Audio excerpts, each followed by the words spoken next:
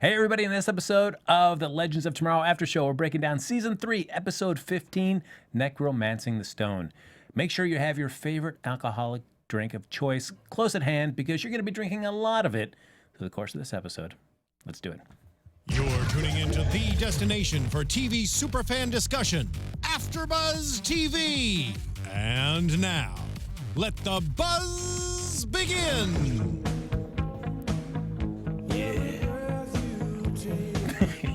I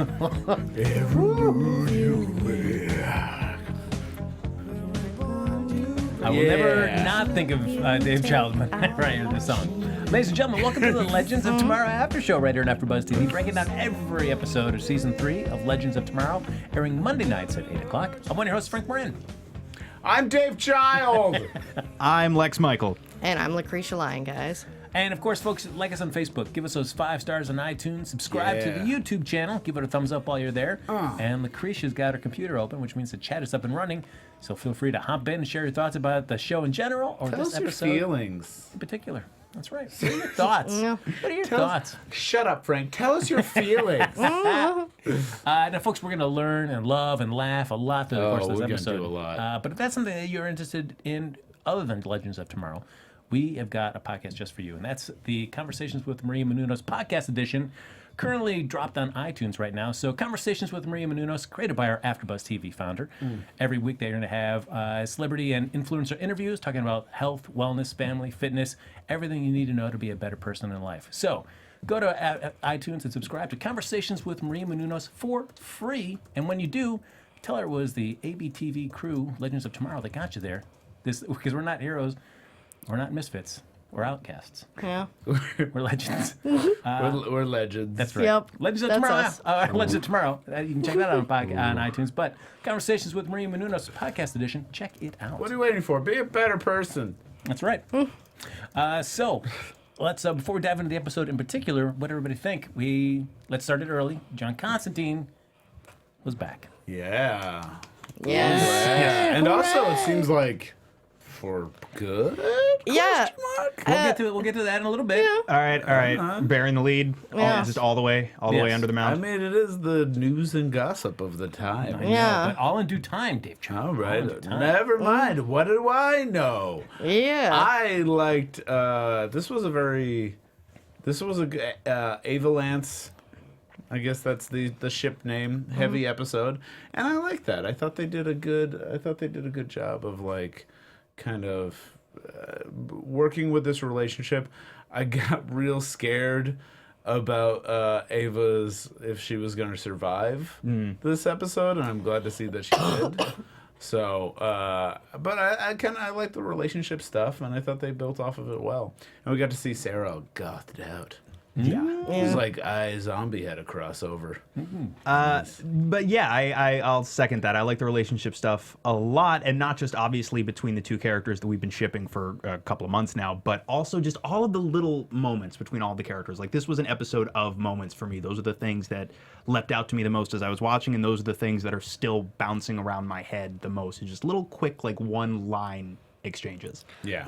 Well, and two, I almost feel like this was, these other Constantine appearances have felt like, he was like just like a guest. This one sort of felt like the opening to bringing his character, possibly for more, because too, like, and I really love the Gary stuff. Like, I will say, like, especially Gary with really Constantine. shined in this episode. He was, yeah, because I felt like she brought Gary around because she could trust Gary out of anyone to the Time Bureau.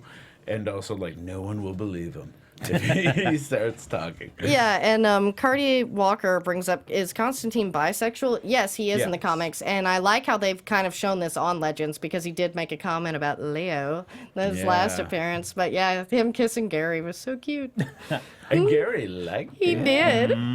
The episode was good, but I also felt like, and I guess that's just the nature of Legends of Tomorrow, and we kind of get the trailer for next week too. So, just the way it seemed weird that was the choice that Sara made at the end of the episode. I was hoping that they weren't going to go in that direction. Yeah, I mean, that's definitely going to stick. That's definitely going to let... Yeah, that's what the CW does for sure. The thing is, like, something has to get in the way of every relationship. And I'm glad that it was just feelings rather than a hand through the chest or something.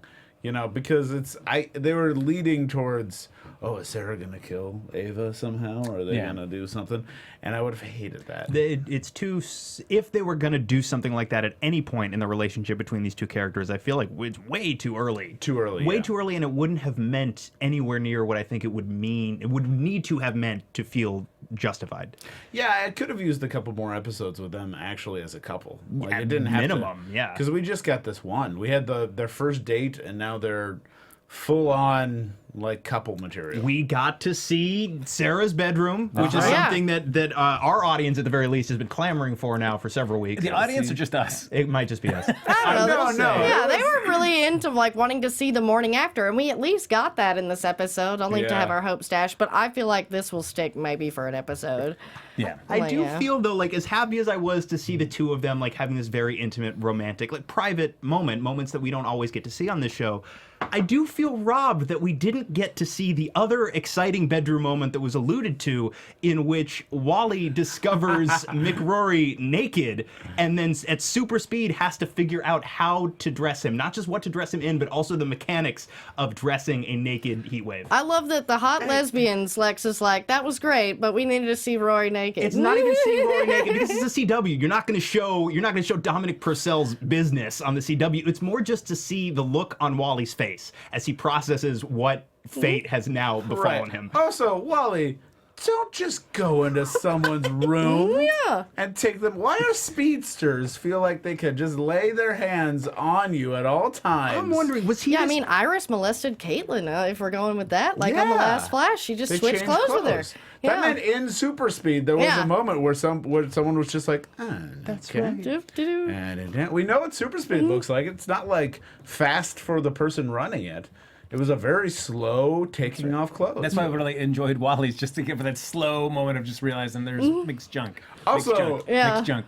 One thing I do like about Mick was he had gloves on. Yeah, Jared Scroggin brings up in the chat, was Rory wearing the gloves to sleep, or did Wally put them on him? Yeah, I like the idea that he was completely naked except for the gloves. Yeah. And that was the only thing that he was wearing, and then he had to find the robe to put him on. Well, it's just I feel like that the beat of them, somebody going through like a big journey, a big emotional journey like Sara does. More like always in the CW dramas, they like, well, I'm a person with a troubled past. We can't be together. That's what we always see. I was hoping that Legends would just zig where everybody else zags. And just Also, like, it's weird that we had a previous episode where we already have Rip saying, like, she can never learn about this one thing, and we still don't know what it is. But now I have a prediction about what it is, but I'll save it for predictions. I think this episode was hinting at it a little bit. oh, I'll be curious to see. Yeah, based but- on what the trailer we saw for next week is too. Yeah, I haven't seen the trailer. So we'll hear I what could your be wrong. prediction is. But one thing I did really like about their relationship, though, is that after the morning after bed scene where they're talking, she asks about John, and she tells her the truth about John Constantine and about how, like, well, we slept together a couple weeks ago, but we weren't thinking. I like how that was honest and true. Yeah. Yeah, and I like- liked how Ava was like jealous the whole time. She's like, he's such a weirdo. Like, it was cute. I was like, yeah. I feel like one thing we tend to see in CW shows that this was different is they're like, oh, that's no one. I shouldn't tell you about that person. Usually they extend that lie, but because they thought of a storyline where it would be fun for her to know, they had her be honest, and it was kind of a nice moment. And it fit the characters because Yeah. Sarah's not one to hide things. I mean, because even like her past, she's been fairly honest, but I think that, this episode sort of made her think about something she had done a little bit darker. But yeah. It also made the scene feel more intimate because it was open and honest, and it was between the two characters. So that was good. Yeah, it was a nice little that little morning after conversation where you just get to be all honest, share your heart. share Yeah, your and it was a feelings. good way to introduce, kind of put a seed in our head about John Constantine coming in. One thing, though, I find odd about this episode is in a previous episode, this is my, like, geek, excuse me, but in issue number 30. Dave has beef. I got a little beef because Sit there, beef. what happened in the previous episode when Sarah just said, oh, I just called Constantine? and he told me this, blah, blah, blah. Yep, and then now we can't find him because he doesn't have a phone. Because he doesn't have a phone. They But in a did previous episode, they said we Didn't he called say- him. Yep. Yeah, they did say he doesn't currently have a phone, so maybe he So had he was by a broken- phone at that Yeah. time? Or he also I might don't have know. had a phone and gone, Yeah. not magic enough, toss Yeah, it. he could have just been Also- like, screw this iPhone. They're outside of time. What does currently not have a phone mean? It means nothing. It was, no, that was very You're true. always forgetting you're on a time machine, legend. We had to have the opening chicken bit, which was just really, I'm like, as I say, is this a metaphor for something? Yeah. Yeah. Because, yeah. I will say for Ava, who I wasn't a huge fan of at the beginning of the season, but I feel like they've done a really good job of at least warming everybody up to the idea of having her. She also is really good at being, I don't know, cute, flirty, and vulnerable. It comes off as like really, she's really lovable. Yes. I really like Jess McCallum, this actress, because I admittingly watched Mistresses, which she was on previously, and she was the best character. Well, and she and Dave's shocked by that. You went public with that. This is why, because like sometimes if you watch stuff on Hulu Yeah. is trying to force you to watch stuff after. and that's the what show's happened. done. That's like it's trying to get me to watch Mistresses. Well, now it's you trying to should. like every time it's done. Well, recently it's like no, you should watch the Saved by the Bell Hawaiian special. You just watched. Wait, what are you watching that's going to make you go It's to like that? Brooklyn Nine-Nine, Yeah. and then it's like you should watch the Hawaiian special of Saved by the Bell. I don't understand why. Yeah, it doesn't make any sense. Like with Mistresses, I think it was coming on like after the mini project or something that I was like currently Yeah. watching, and I'm like, okay, I'll watch It's this. if it's something kind of soapy. Yeah. They're like, you like soapy women stuff. Yeah. Mistresses. I don't know. I was like, it was decent until like, yeah. Well, we have this episode. We have a bunch of time fractures or time tears, Yeah. as they're calling them there. But we had an unusual approach to this episode where we just stay on the Wave Rider and we send everybody off on missions that we never get to see. Which I kind of like. I kind of like having off-screen stuff because I like the idea that they're continuing to do stuff that we don't see. and it makes a ton of sense that they'd be doing this, and it's also nice to see that they have. It seems like they have jobs of sorts now, and it never really felt like that before. They made a huge mistake and then have to fix it, and that's the thrust of most of the season. But now it actually seems like, oh, okay, we have a real a function, a utility. Like we have missions that we can go out on. And we're competent at them as well. Yeah. Because they don't come back and say, like, Einstein, well, man, guys, so sorry. I ate like the dog. I ate the dog. And it's probably Ray's organizational skills, like his little chore wheel. They also have a wheel It's of the missions. chore wheel. Yeah.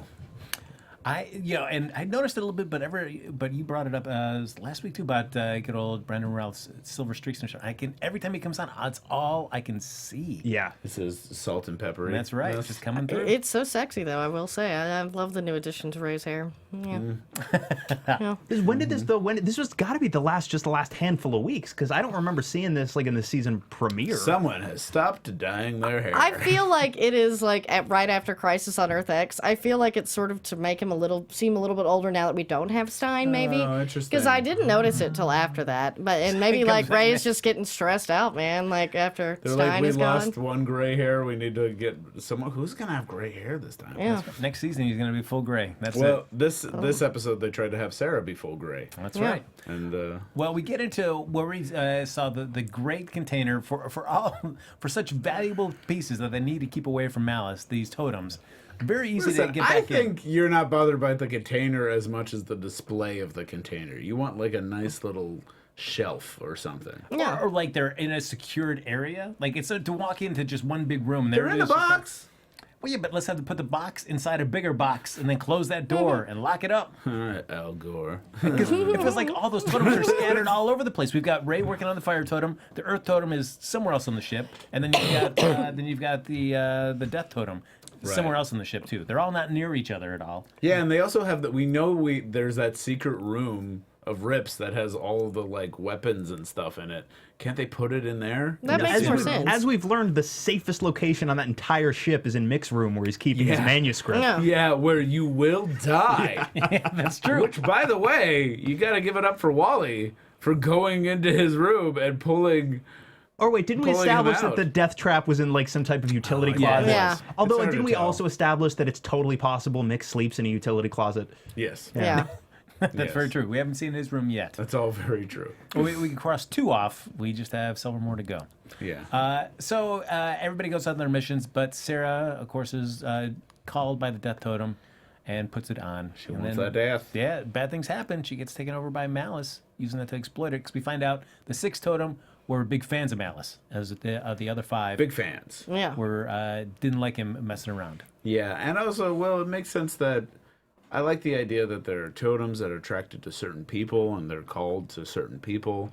Like the way the death totem was initially called to Elvis. It is so weird to be like, Elvis's death totem is like a Yeah. sentence they said a lot. Right. And, but it's calling out to Sara because she died. And I think that's a good connection to death. And also, she's killed a lot of people. And I thought this episode, it was nice to have a mention of the fact that everyone forgets that she was an assassin for a very long time, which means she killed probably a lot of people. A lot of people. Yeah. An assassin for the League of Assassins under the command of Ra's al Ghul, which means, yeah, she probably killed a whole bunch of people.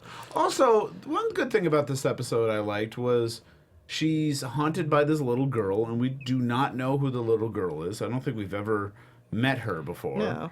And then we discover what that is, and the little girl is someone who saw her parent die. Kind of like a Kill Bill thing. Yeah. I'm coming for you. Yeah. Yeah. I think we'll talk about it in predictions. We'll talk about buried. in the predictions. Well, yeah, and I like that this was a lot of like in depth we get with Sara that for things that we know, but we'd kind of forgotten about the assassin stuff and how Sara, you know, even before she had come back to life, had seen herself more as a monster and sort of dealing with that. And this was really a good character growth, and that's why it did make sense for them sort of to break up at the end, you know, for her to protect her, because Sara has grown up, but there is still that monster inside her, which had come out. And you know, I just thought that this was really interesting, and I loved them bringing back the original Canary suit and everything. Yeah. That was cool. There were a number of really fun callbacks, just references both to like deep cut concepts from the comic books and also just reaching back into the shared history of all these shows. Like little things, like the fact that, I mean, deep cuts from the comic books. oh, just even stuff like, I mean, I guess this is not that deep a cut, but I really appreciated that they shouted out, we were talking about this before we jumped on mic, I love that they shout out that Constantine looks like Sting. Yeah. Because in the original, when Alan Moore and Stephen Bissett created him for their run on Swamp Thing, the intention was this magic guy he's gonna be Sting, essentially. He's gonna be Sting with magic powers.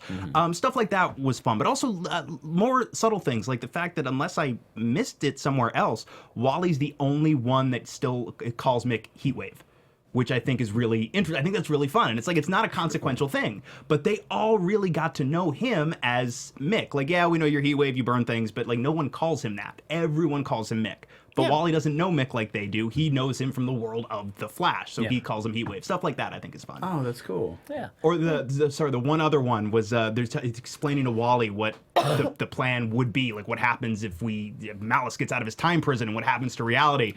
And he's like, oh, is it going to be as bad as Flashpoint? Oh, is that what we're calling that thing Barry did? Yeah, I think it's similar. It's a little Yeah. like it. I like that moment too. I like how they don't quite know the jargon because they're on a separate show. But I like that they know about it. I like that Yeah, they know about it. because that's exactly their purview. So they know about this thing that Barry did. They I'm just also don't... glad they know about that one time Barry time traveled and broke everything, considering they're time traveling all the time. Yeah, R.I.P. baby Sara.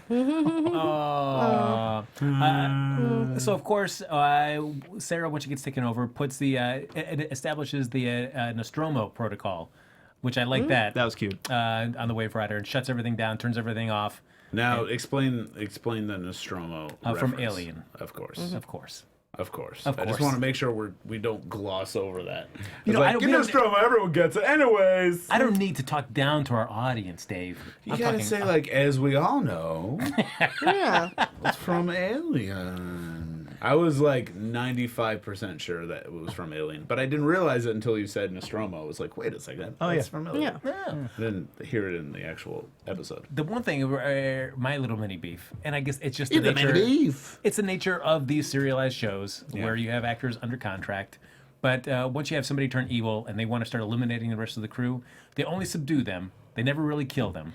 So like when you knock Wally out and he's laid out on top of Gideon, easy just to kill him. Listen, Just kill him. listen, Yeah, that's what man. you're trying to Listen, dude. Listen, man. Lay it on me, Lamont. All that means is there's a little bit of Sarah still in there, Yeah. and she's able to hold. It's like how the Hulk never kills anyone. It's because there's a little bit of Bruce Banner who always like holds him back. Yeah, and too, as you use the Hulk analogy, and we've seen a lot of characters go evil on here. I mean, and to be honest, Sarah's death was one of the few that actually, was one of the members of the team. It was Thea, being controlled by Malcolm. And that brings up a good point in the chat, sort of confirming that scene with Sarah and the kid. I wanted to go back in a minute. Derek Hogan said in episode 206 of Arrow, Sarah tells Oliver that she killed a guy in front of his daughter, and that's why she left the league. Whoa. So yeah, I'm like, I'll have to go back and watch that. That's There's great actually some pull. continuity going on. I was It's like, like they're whoa. fans of their own work. And I loved how Gideon was really more upset about Ray being hurt than anybody. I was like, that was so cute. I guess because he's probably the nicest one to her and Was everything. Gideon upset about Ray getting hurt or the fact that her lab was destroyed? Yeah, that's I true. feel like Come on. the sabatage Yeah. is what really bothered Yeah. her over like anything else. Yeah, but I feel like the other thing is like Gideon is at both the coolest piece of hardware that they have and also the easiest to disrupt. Because I feel like every episode you can easily disrupt Gideon. Well, it's the people that disrupt Gideon are the people that turn evil. And it's the people that are given, because she's a computer program, and the people that are able to disrupt her are the people that know the passwords. And that's all. That's all that's happening that's getting in the way. It's just, if you're evil and you know the passwords to your computer, you can do a lot of shady stuff. That's what's happening, shady stuff. You got Zari there. She's a computer hacker, though. She should be able to hack all that stuff out. Yeah, but it's faster to find out what the problem is. Also, well, I guess they were on lockdown, and yeah, I guess she could have spent the time hacking, but instead they were trying to find the little beef that I have in this episode is, and at least they kind of nodded at it. The mistake that they kept doing was the fact that they kept splitting up. Why? Yep. Yeah. Why are you splitting up? At least they kind of made a joke about it. As long as they don't split Split up. yeah. And then it's like, and now another one splits up. That's My other, I'm going to put a little supplemental beef. a supplement, a little Yeah. thin slice of beef over the other beef until you have a nice, good stack of beef. You would think that Malice, wanting to get all the totems, already hopefully has like a grab on Sara or the death totem. But you knock out Zari, why don't you grab the wind totem right then? You're beating Because the there's a hell. little bit of Sarah Yeah. Okay. still Get outta controlling. here. A little bit. Pretty consistently, it does seem like everyone gets tunnel vision as soon as they have one of these things in their hand. They ignore all of the other ones immediately in their vicinity, no matter how accessible they may be. This seems to be, maybe it's part of the totem's magic. Well, right. Well, I mean, all they could have done to solve that, honestly, was have it so they do steal Zari's totem. The Malice does steal Zari's totem and is just looking for the I almost said green grass totem, the earth totem, and can't quite find it. That's all they. Really I wield the needed. grass totem. Nate's holding it as she's beating the heck out of him. So Yeah. like beat him, just take that grab. So at least Yeah, I'm saying this is how they could have solved that, That's but how they they didn't. It's because Sarah was still a little bit in there Ugh. and taking over You would think like at least a ticking clock would be now she's got the totems. We have to stop her from getting the jump from ship. getting the other totem Yeah, or because leaving the ship. Yeah. I figure like that because you could still get all the totems back at the end of the episode. But I feel like I wanted them to Let's be go smarter back with in time and let's write this ourselves. Right? it. Okay, Mm-hmm. all right. We're gonna go. So, yes. All right, bye. Wow, what a great episode, guys! Wow, Everything- everything worked out really well. Not a No single beefs. logical gap that I Nope. can sense. everything is plugged in. I especially like that great cameo by that large hairy man. That's me. Just dancing in the background. Dancing, that's all I do. Just While dance. Constantine was chasing the chicken, there's Dave Child in the back. Hey, I'm here too. It's weird that was his only line. I'm here too. What did that mean? I know. Mysteries. So, of course, while everybody's caught up in the Wave Rider, Ava, holograms in, finds out what's up, and then has to go on the search with Gary to find John Constantine. Yes. Fun hologram stuff, by the way. I like her being in Mick and having to ask Mick to move. That was nice. So, Lacretia, are you happy where we found John Constantine at the beginning of this episode? Yes, as I say, that was pretty funny. I'm like, yeah. Just, Yeah. You know, Like- working on marriage spells or conjurings. Yep. For Now, was locals. the chicken her husband, or were they doing that for her husband? That's what I couldn't tell. I think it was a spell for her son. right? Yeah. Oh, to I get thought married. maybe her son was. Oh, I thought maybe her son was the chicken, and she was trying I to. thought her son was the She was chicken. trying. He was trying to turn the chicken back into her son, and was like, you know what, this is gonna have to wait. And she was like, oh, okay, cool. Whatever. Just be a Just chicken don't for eat another your night. son. Yeah. Don't do it. And if your son lays any eggs, I wouldn't recommend it. Yeah. That's all I'm saying. That's your grandkids. Yeah.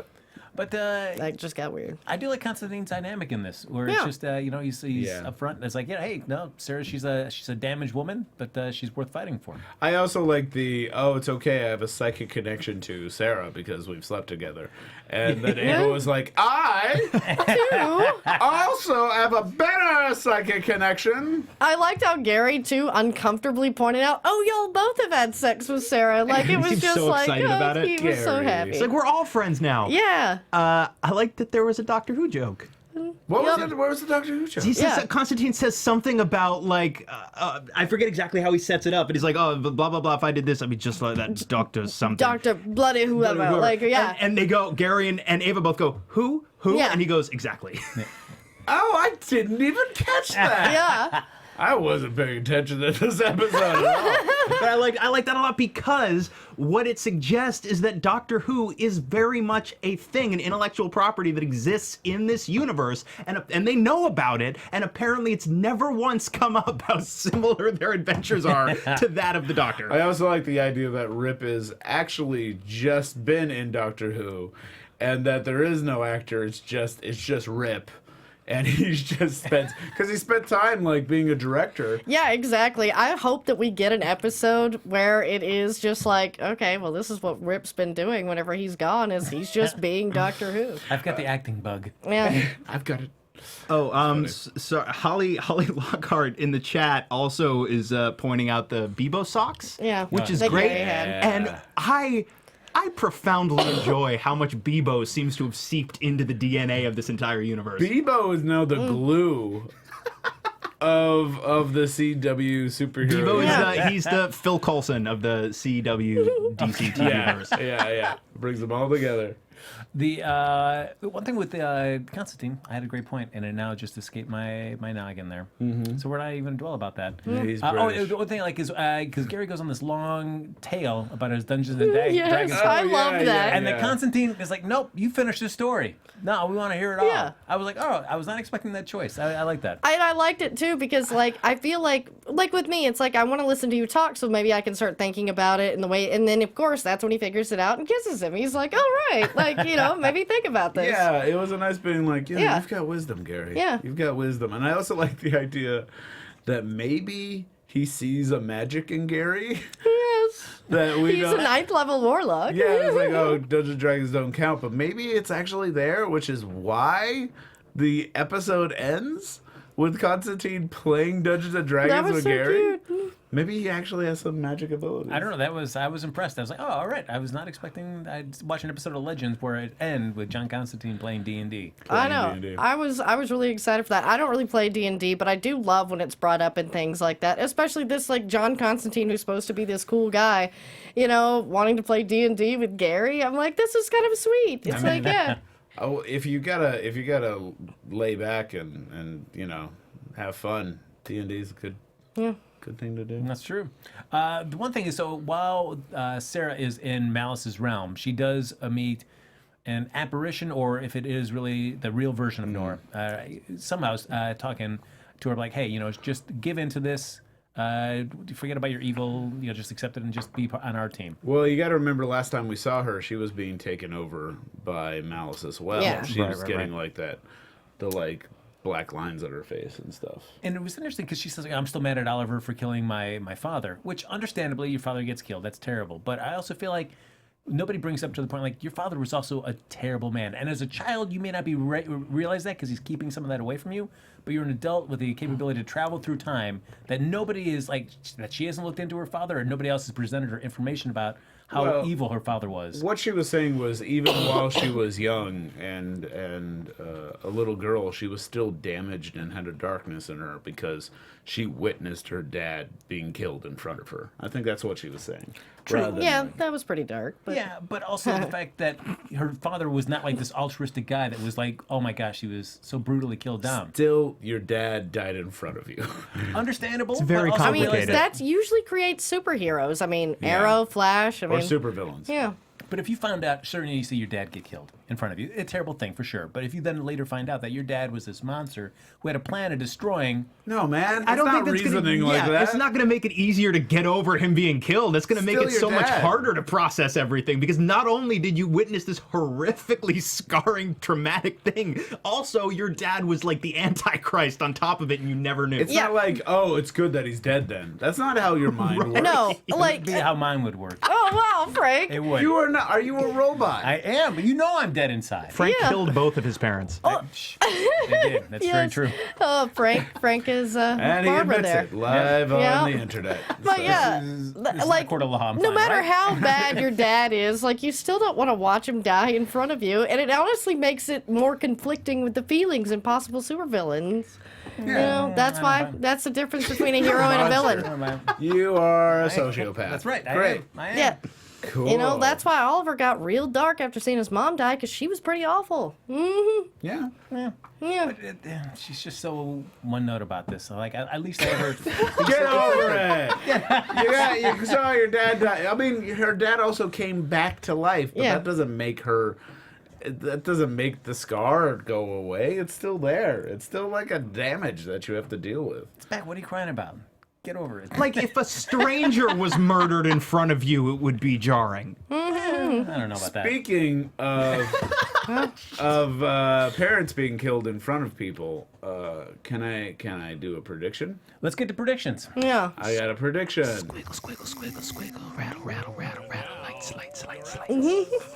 Thank you for That's a this much extra better- sound that's a effects, much buddy. better thing.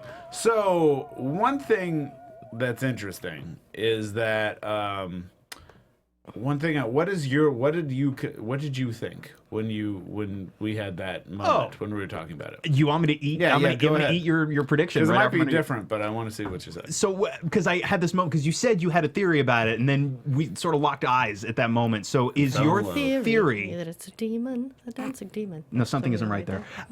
Do you think that the daughter of the man Sarah killed is Ava? I don't think that really, because Okay. I think they made a point of making her Middle Eastern, and Yeah. Ava's not Middle Eastern. I didn't actually see the kid. This Yeah, is like she my was weird dark, blind spot like- of this Yeah, episode yeah. is I cannot remember what this She kid had a looked like at darker all. complexion. I think that was to not have us jump ahead, and I think Sarah did kill someone of Ava's Okay. family. I think we're going to find out that Sarah has killed someone who's connected to Ava, and that's the secret that Rip was trying to hide. That's my theory. Okay. But isn't there something about? I didn't see the teaser for next week either. Isn't there something about robots? Well, Yeah. multiple versions of it. Yeah, it appears Okay. that there's like clones of Ava. Some people have speculated robots. I mean, you know, but I honestly think that maybe not even the secret, because that's almost too easy and they're showing too many teasers for it. I'm like, I really think that that's a red herring. Right. I also wonder, do we know how Zari's parents? Do we know what happened to Zari's parents? Because if we want to make that little girl someone connected who's from the future, Yeah, like, Would the timeline line? Because she's pretty far in I the guess you're future, right. yeah. She's pretty far, so that wouldn't work. Because out. Sarah wasn't time traveling at that point. Okay, yeah, that's probably true. But yeah, my thing is maybe that maybe Ava was connected to someone who Sarah killed. But if I didn't see the next week on, so we'll maybe see. she's a robot. As we wrap up, we talked a little bit about a little at the beginning of the episode. We alluded to it in terms of news and gossip. John Constantine, Matt Ryan has said that he will come out as a series regular for season 4 if it gets picked up. Woo. And given that it, right now in the current CW shows, it ranks in number 5 out of the 12 shows that they have. So it seems odds are, especially adding Sunday night programming into their lineup, the chances are pretty good. I Didn't think, they they'll come back. haven't their renewals tended to come a little bit late in the season generally? yeah, and they haven't renewed any of the shows. So, like, there's honestly not that much danger as opposed to some other shows. Please watch Ash vs. Evil Dead, guys. Please, we need want a season more. 4. It's a good show. Yeah. Subscribe to Stars. Yeah. Although I feel like an announcement like this is also them just being preemptive. Like, let's make it as easy as possible for them for them to greenlight us. Well, and two, if anybody knows that if nagging works, this is an example of, its true power, because some of us did never shut up, and now we have him possibly being a series regular if this season picks up. And of course, I'm pretty sure 98% it's going to happen. Right. Yeah. Yeah. It is definitely going to be a different dynamic, I think, having him aboard the Wave Rider. Yeah. Yes, it did feel, though, even just in this episode where he wasn't really spending time with much of the team as such, he still felt so, like his last episode, and I wasn't here to talk about it with you guys, I thought it was absolutely wonderful to see him, but my big fear in the back of my head was, it's like, oh my God, if they bring this guy on full time, he's so pulse focused. Like he's so the center of attention in every single scene that he's in. How is that going to work as far as maintaining a balance between all of these characters?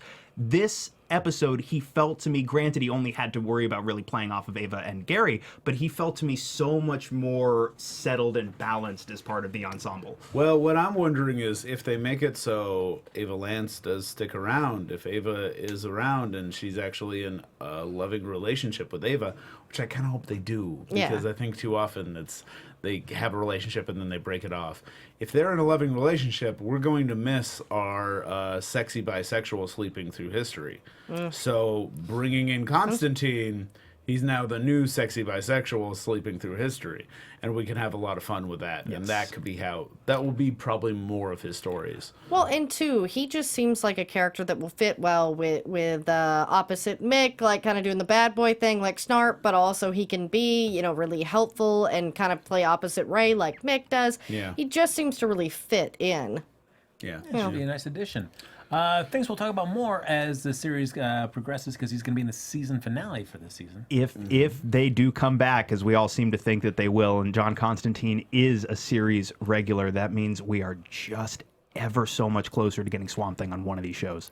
Yeah. Ooh, yeah. That's why I was kind of hoping that Nate became Swamp Thing with that Earth Totem. I was just like, come on. No, I don't want him to become I don't want him to be Swamp Thing. I want there to be a Swamp Thing. I want there to be a real Swamp Thing, but I was like, could they at least just give us a little nudge there? Just a little bit. Of Swamp Thing. Just a little bit. Well, it was the thing with the totems that we find out that it doesn't necessarily work for every person. No. Because it doesn't work for Nate, but Mick very much has an affinity for fire. So it feels like they might be setting up for a Swamp Thing. Because it feels like they have a Earth Totem that has swampy powers. Mm-hmm. And I feel like what might happen is something happens at the end of the battle where they lose the totem and maybe it ends up in a swamp and a thing arises. Honestly, dude, just give me this, right? Just give me.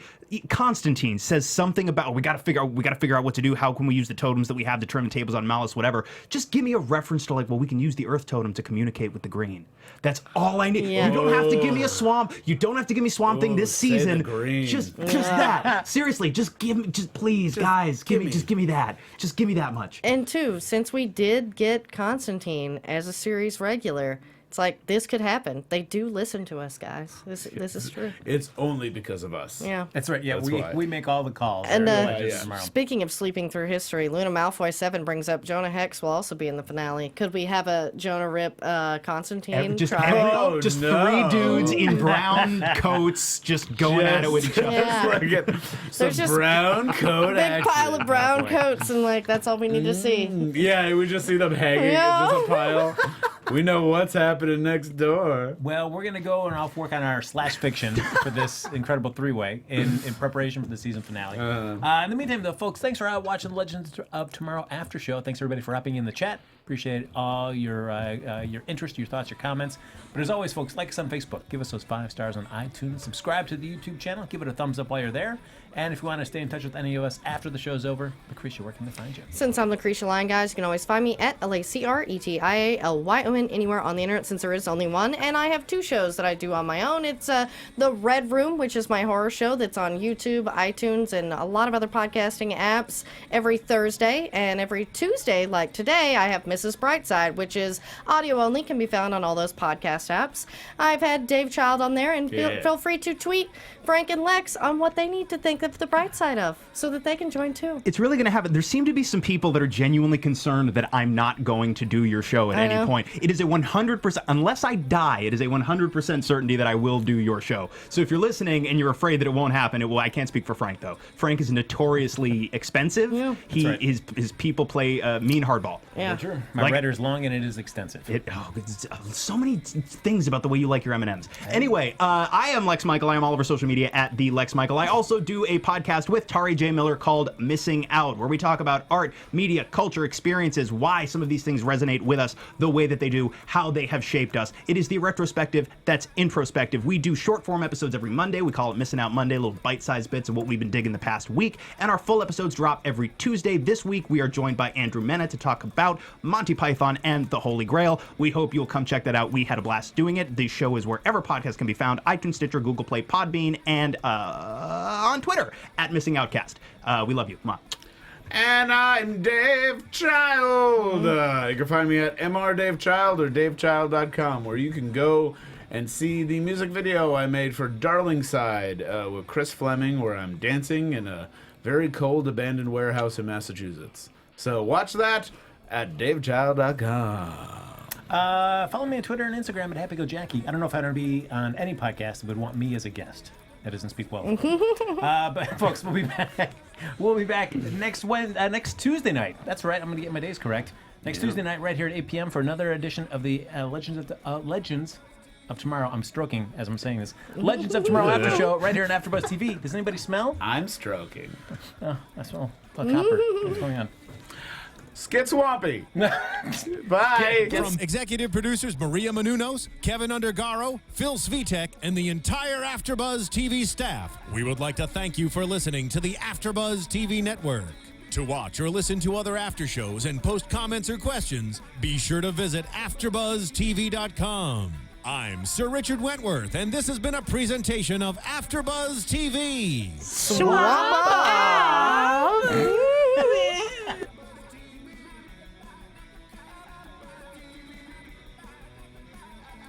The views expressed herein are those of the hosts only and do not necessarily reflect the views of AfterBuzz TV or its owners or principals.